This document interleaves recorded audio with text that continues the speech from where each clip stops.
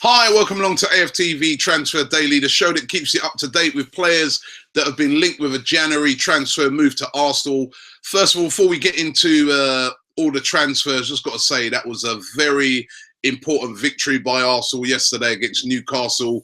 We didn't play well. If I'm going to be honest, it was a pretty poor performance by Arsenal, but one of those where they dug in there and they got the result in the end. And Koscielny yet again popping up with a really massive goal, and it was just great to get the win. We're still top of the league. Lucky City. I was watching that game afterwards. Watford, bit like our game, to be honest. Watford should really have won that game. At 1-0 up, they could have got out of sight. Didn't. And when you let quality players come back into the game, that's what happens. But listen, it's good to be top of the league at the moment. And listen, we can push on from this if we make the right signings, if we start to get players coming back into the team. And Wenger was questioned after the game about transfer targets, and he said, listen, within the next 10 days, we hope to be doing something, which he doesn't normally say stuff like that. He normally stays very quiet. They're definitely going to be making one, possibly two signings this January transfer window. And one of the players that they've been linked to today, and this one is very exciting, it's been linked by the Sun newspaper, and that's Pierre-Emerick Aubameyang. Now, you guys all know about this guy. We spoke about him throughout the summer, where it was reported at that time that Arsenal have put in a bid of £30 million for him, which was turned down by Dortmund. He signed a new contract with Dortmund, and since signing that, he's been absolutely on fire. 26 years of age, remember. He scored this season 24 goals in 23 games. And to say that Dortmund have not been missing Lewandowski shows you that how good a signing that was. Gabon international, of course. Now, Arsenal apparently, according to reports today in the Sun newspaper, are willing to pay up to £42 million for him. That is what Dortmund apparently have said. Listen, we won't talk to anybody unless you've got £42 million to pay. The reports are in the Sun that Arsenal are willing to meet that £42 million. Now, if this was true, it'd be one hell of a signing, the sort of signing that could push us on to win the league. It would be exciting. It would be unbelievable. He's a great player. I've seen him. I remember when he played against us, he is so lightning quick. And now he's added some excellent finishing to that. I mean, he would be different proposition if we was able to get a player like that in. I do, however, sorry, I've got to pour a bit of cold water on it. I do, however, see that it just seems so unlikely to me that Dortmund would let go of this guy at this time. I think they're second or third in their league at the moment. They want to get into the Champions League. Are they going to let go the guy that is like their main man at the moment and sell him, even though they're going to get big money? Would they do that? I mean, Dortmund have been offered mega money in the past for their players and held on to them to at least the summer. We've seen it with Marco Reus over the years. With Lewandowski, even, they held on to him, for a long time. So I don't know. I see it as unlikely, but for me, if Arsenal made this signing, it's the sort of signing that could kick us on to winning the title. I absolutely would love to see an exciting player like that at Arsenal, but whether it happens or not, I very much doubt it. Arsenal also been linked today with a player who plays for Marseille. Kind of spoke about him yesterday. Batshuayi. He's only 22, Belgian international, plays for Marseille. Marseille value him at around about £15 million. Again, he's been scoring goals regularly this season for Marseille. He's the second top scorer in the French Liga 1, only just behind Ibrahimovic. And he averages a goal every other game. So that's a very, very good goal-scoring record. Newcastle also very, very interested in him. That Newcastle looking for a goal scorer. You could see that yesterday. They do need a goal scorer. Would Arsenal move for this guy? I don't know. He's young. He's got a good goal scoring record. He could be the sort of player that Arsenal could develop up into becoming a much better player. But he has been linked with a move to Arsenal today. Whether that will happen or not, again, I don't know. Does Arsene Wenger want to sign a striker? That's the thing. Is he content with what he's got, or does he want to sign a striker? I mean, linked with another striker, Nolito as well. Now, Nolito, 29 years of age, used to play for Barcelona, didn't really work out from there. It's gone to Celta Vigo, and again, it's doing very well. 8 goals in 18 games in La Liga this season. Reportedly got a release clause in his contract for 14 million. Barcelona apparently interested in bringing him back. I don't know where he'd get in the team, because they've got that magnificent front three of Messi and Suarez. Sorry, and where would he fit into that team? You know what I mean? But apparently he favours going back to Barcelona. Linked heavily to Barcelona. Benfica also very interested in him. And Arsenal, we've been told, have been looking at this guy for a very long time, Nolito. Again, I'm not sure. 29 years of age. Arsene Wenger, he doesn't really like to bring in players of that type of age. So I see this one as unlikely, although Arsenal have been scouting this guy heavily. Now, the one signing that it looks like definite, we all know, is the Mohamed El Nene one. As I said, Wenger saying yesterday that within the next 10 days looks like they're going to be bringing someone in. It makes sense to try and get him in, as I said yesterday, excuse me, before the FA Cup game against Sunderland will be the perfect game to throw him in. You don't really want to be throwing him into Liverpool away or Stoke away, but if you can get him involved in that FA Cup game, and then, ease him in, get him in front of the Emirates crowd, and then, have him on the bench maybe for the Liverpool game, or that'd be really, really good. It's going to get done, this deal, for definite. Basel have even signed a replacement. They signed this guy, Alexander Fransson, from the Swedish league. He's put pen to paper. He's El Nene's replacement. So this is definitely going to happen. I've even spoken to some people at the club who told me, yeah, it's happening, Robbie. He's definitely 100% coming. So he will be the one signing. Who will be the other signing? Arsenal also linked to another defensive midfielder in Sergej Samper. Now, Samper was linked heavily with Arsenal again in the summer. 20 years of age, plays for Barcelona. Sort of, he can't get into the Barcelona team at the moment. He did play in a couple of games recently. I think he played over there in China. But listen, he just can't get into that excellent team at the moment. Barcelona said they want £4.5 million for him. He's a very good friend of Hector Bellerin. So if Arsenal did sign him, he'd be able to settle in to the club pretty easily, I would have thought. But again, it's, for me, the one that they definitely do is El Nene. Whether they sign this guy as a, looking at the future, I don't know. They've got Christian Bielik, remember, who was signed as a defensive midfielder, who's still sort of in the youth ranks coming up. So would they want to bring him, Samper, in as well? I really don't know. Samper, by the way, is very highly thought of, and is Barcelona apparently really want to hold on to him. That's how highly they rate him. He's just not going to get in the team at the moment ahead of people like Busquets.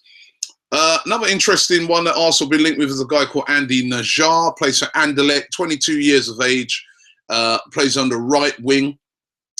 Arsenal very interested in Fiorentina. Over there in Italy, also very interested in him. Najar, a very interesting player. He's from Honduras, but actually holds a US passport. He used to play over there in America and holds a US passport. A very, very good player by all reports. Arsenal interested in, plays out on the right wing. Do we need another right winger? I mean, we've got so many players who can play out there. Alexis Sanchez, Theo Walcott, Alex Oxlade-Chamberlain, Joel Campbell, Rosicky when he comes back. That's not a priority. We don't need a player out on there. I think that could be more agent talk than anything else, but he's been linked with a move to Arsenal. And finally, a player that could be on his way out. He wasn't even on the bench yesterday. Matthew Tabuchi. He looks like he's definitely leaving Arsenal on loan. And the club that sort of emerged as a favourite to take him on loan is West Brom, which is kind of surprising to me. But West Bromwich Albion, I suppose he knows if he goes there, he'll start every week. Leon also interested in taking him as well. So it's going to be interesting to see where he ends up. But, excuse me, at the moment, favourites to take him on loan is West Bromwich Albion. So Tabuchi could be heading his way over for there. I still worry that if he goes over there, what is the cover? Do we have adequate cover if there was to be an injury to Hector Bellerin, which is something, listen, let's face it, something is the injuries is what we do at Arsenal. So I want to see adequate cover for there. You know, Callum Chambers could cover it, but Tabuchi is a specialist right back, and I'm just a bit worried about letting him go and then anything happening to Hector Bellerin. Let's get into a few of your comments of what you guys have had to say about the transfers. Well, I was going to say comings and goings. No comings yet, or goings, but there will be. Rez the Hez says, hey, we should look at Pato. Remember him, quality player. He's still young. He's got pace and could be one heck of a finisher. He would be fit. He would fit in great to the Arsenal setup. He plays in the Arsenal style. And yeah, you know what? There's been a lot of people who've been suggesting Pato. Pato, of course, as we know, he's been at AC Milan. He's been spoken about for so long, but again, he's one of these players that has a lot or has had a lot of problems with injuries. I know he's been playing over in Brazil. I don't know how injury-free he's been able to stay over there, but I know he has scored goals in that. Listen, at one time considered one of the hottest prospects around, but it would be a big risk to bring a player like Pato in because of the injury record. Trafalgar says, £25 million for Isco. Get him. I don't care who we have to drop. Isco, quality player. All the sounds coming out of Madrid is that he's not happy. He wants to move. Manchester City, apparently the favourites to sign him. Where would he fit in that City midfielder? I look at it and I think they've got so many more midfielders than us. So would he get a regular game in that midfield? I very much doubt it. I think Arsenal, he'd be perfect for Arsenal. I could see a team like Chelsea possibly looking at him. There are reports as well that AC Milan and teams like that are hovering for him as well. So Isco, 25 million for Isco, if that was the price, even 35 million for me. He's a quality player. And as a long-term replacement for somebody like Santi Cazorla, he would be absolutely perfect. Mesut Ozil says, I don't get why we signed El Nene when the likes of Rabiot are available on loan. He said, we shouldn't just go out and get him on loan. We should sign someone better than him in the summer. But now we bought El Nene, we can forget about getting an improved CDM in the future. Well, how can you judge that? You haven't really seen El Nene play yet. As I said, the reports are that El Nene is a very good player. When he played against Chelsea, he apparently was one of the stars of the show when Basel played and beat Chelsea, remember. Let's give him a chance. Let's see what he's like. Listen, competition is what we want in that area. We've of course got Francis Coquelin. If this guy can come in and match what Coquelin's doing, then we've got two excellent defensive midfielders. But we've got to give the guy a chance, I think. Daniel Cronin says, thanks for doing this, Robbie. He said, aside from El Nene, I will be stunned if we signed anybody else. He said, how many times have we seen this movie? Why does anyone expect a different outcome? I think, yes, it could be one signing, but it could be two. I think one, maybe two.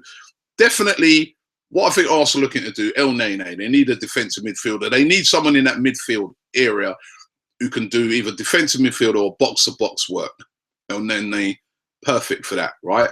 I think after they've done that, I think they'll look around, and if there's quality, real top quality player out there that they can get, they'll do it. That's what I think. Aubameyang, if they could do it for 42 million, I'd like to see him do it, but then again, I hear where you're coming from. In the past, we haven't done it. We've just like settled on that one player. And then, we think to ourselves, well, what if we'd only just bought in this player or that player? That's going to be the really interesting thing to see what Arsenal do this transfer window. Millwall781 says, I really wish Wenger would sell Arteta. He's past it now and doesn't deserve a place in our team. I'd sign Rabiot as a replacement for him and Flamini. Rabiot, again, being talked about a lot, available, about £15 million, hot prospect. Arteta, by the way, who's overcome his injury, so he'll probably be back in the team for next week against Sunderland in the FA Cup. Listen, I think what it is with Arteta, with what I've heard, people around Arsenal say to me that Mikel Arteta is a leader. He's a leader of men. Arsene Wenger loves having him around because he's like a mini Arsene Wenger in the change rooms. You know what I mean? So it's not just what he does on the pitch. He's a leader, and that is why he's a captain. That is why Arsene Wenger likes to have him about. Hence why we're even hearing that when his contract runs out at the end of the season, Arsenal are offering him an opportunity to become part of the coaching team. They think a lot of this guy. Listen, if he's such a leader, we don't want to move him out yet and destabilise this dressing room when we're leading up for a chance to try and win the Premier League. Moving him on in the summer, it's definitely going to happen. They're not renewing his contract. They're not renewing Flamini's contract. You know, there's several players that will, you know, Riziki as well, I think, they'll be moved out come the summer. And there will be spaces there to bring in some midfield players. Now, will Arsenal bring some of the, you know, well, obviously one of those is going to be El Nene. Will Arsenal bring some of those other midfielders in from now? Or are they going to wait till the summer? That's going to be the interesting thing. And that's why I say that if a main target emerges that they can get done now, they might bring that player in from now.